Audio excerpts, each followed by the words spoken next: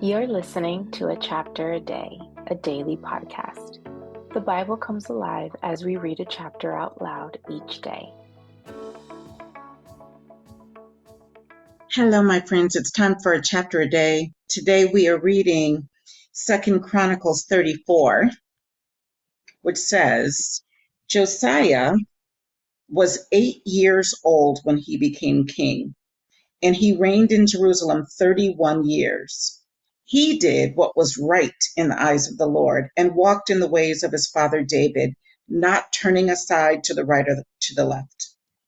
In the 8th year of his reign, while he was still young, he would have been 16, he began to seek the God of his father David. In his 12th year, when he would have been 20, he began to purge Judah and Jerusalem of high places, Asherah poles, carved idols, and cast images. Under his direction, the altars of the Baals were torn down. He cut to pieces the incense altars that were above them and smashed the Asherah poles, the idols, and the images. These he broke to pieces and scattered over the graves of those who had sacrificed to them. He burned the bones of the priests on their altars, and so he purged Judah and Jerusalem. In the towns of Manasseh, Ephraim, and Simeon, as far as Naphtali, and in the ruins, this I can see a little better, and in the ruins around them, he tore down the altars and the Asherah poles and crushed the idols to powder and cut to pieces all the incense altars throughout Israel. Then he went back to Jerusalem. In the 18th year of Josiah's reign, he had been 26, to purify the land and the temple, he sent Shaphan, son of Azaliah, or Azaliah, and Messiah, the ruler of the city, with Joah, son of Joahaz, the recorder, to repair the temple of the Lord his God. They went to Hilkiah, the high priest, and gave him the money that had been brought into the temple of God, which the Levites, who were doorkeepers, had collected from the people of Manasseh, Ephraim, and the entire remnant of Israel, and from all the people of Judah and Benjamin, and the inhabitants of Jerusalem. Then they entrusted it to the men appointed to supervise the work on the Lord's temple. These men paid the workers who repaired and restored the temple. They also gave money to the carpenters and builders to purchase dressed stone and timber for joists and beams for the buildings that the kings of Judah had allowed to fall into ruin.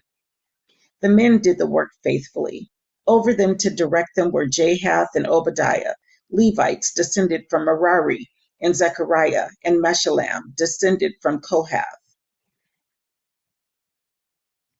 The Levites, all who were skilled in playing musical instruments, had charge of the laborers and supervised all the workers from job to job. Some of the Levites were secretaries, scribes, and doorkeepers. While they were bringing out the money that had been taken into the temple of the Lord, Hilkiah, the priest, found the book of the law of the Lord that had been given through Moses. Hilkiah said to Shaphan, the secretary, I have found the book of the law in the temple of the Lord. He gave it to Shaphan. Then Shaphan took the book to the king and reported to him, Your officials are doing everything that has been committed to them. They have paid out the money that was in the temple of the Lord and have entrusted it to the supervisors and workers. Then Shaphan the secretary informed the king, Hilkiah the priest has given me a book. And Shaphan read from it in the presence of the king. When the king heard the words of the law, he tore his robes.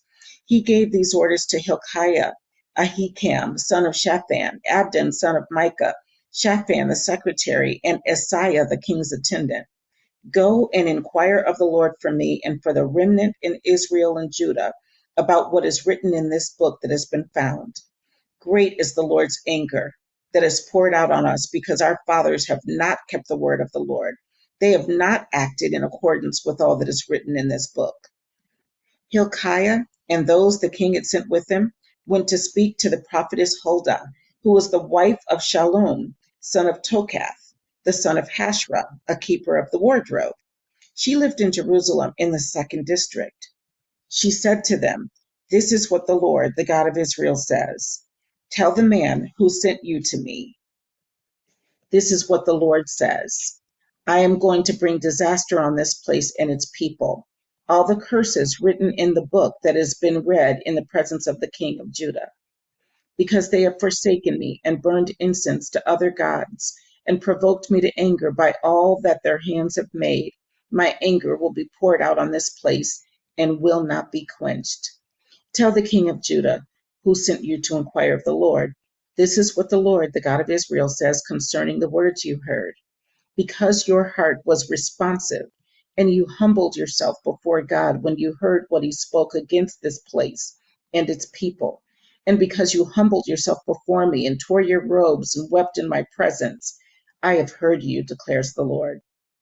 Now I will gather you to your fathers, and you will be buried in peace. Your eyes will not see all the disaster I am going to bring on this place and on those who live here." So they took her answer back to the king. Then the king called together all the elders of Judah and Jerusalem. He went up to the temple of the Lord with the men of Judah, the people of Jerusalem, the priests and the Levites, all the people from the least to the greatest. He read in their hearing all the words of the book of the covenant, which had been found in the temple of the Lord.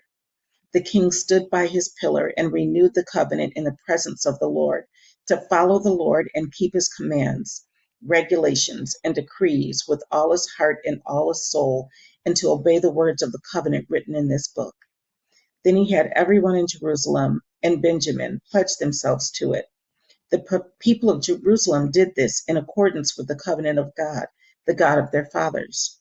Josiah removed all the detestable idols from all the territory belonging to the Israelites, and he had all who were present in Israel serve the Lord their God. As long as he lived, they did not fail to follow the Lord, the God of their fathers. That was 2 Chronicles 34. I've never read that chapter before, and I really enjoyed it. I hope you did too. See you tomorrow for another chapter.